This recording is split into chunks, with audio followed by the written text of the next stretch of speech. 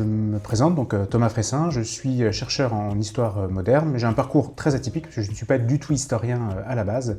J'ai commencé mes études en ingénierie de l'information, de la décision et de la connaissance. Aujourd'hui, je suis officier de la gendarmerie nationale. Je fais mes recherches personnelles en histoire sur mon temps personnel.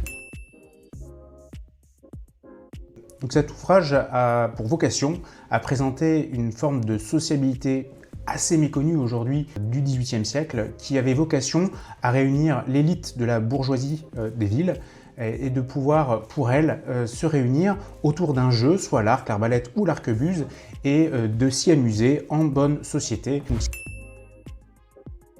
Dès l'âge de 15 ans, je me suis intéressé à l'histoire de l'archerie traditionnelle française et voilà, j'ai commencé véritablement à amasser un certain nombre de documents autour de l'histoire de l'archerie depuis mes 15 ans jusqu'au début de ma thèse.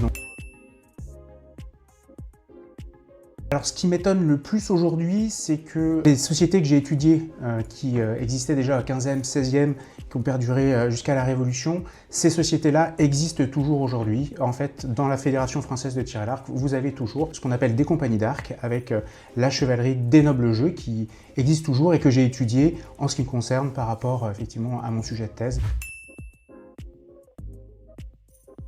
Donc premier point, je dirais, d'avoir fait des recherches à distance via le numérique. En fait, aujourd'hui, le numérique aide beaucoup. J'ai voulu véritablement axer et utiliser, exploiter les humanités numériques. Beaucoup de données, en fait, sont issues de recherches géospatialisées, ce qui permet de faire notamment des cartes, de rechercher dans la donnée, de pouvoir faire de la data visualisation. C'est une autre particularité, effectivement, de ma thèse.